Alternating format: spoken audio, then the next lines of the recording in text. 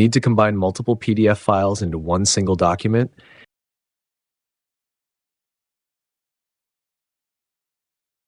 Here's how to merge your PDFs quickly using a free online tool. First, open your web browser and go to a free PDF converter like ilovepdf.com and select the Merge PDF tool.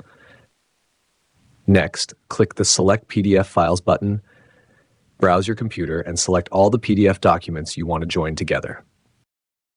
Once they upload, you can easily click and drag the files to change their order, or hover over a file and click the rotate icon to adjust its orientation. If you missed a document, just click the red plus icon on the right to add more. Once everything is organized, click the Merge PDF button in the bottom right corner.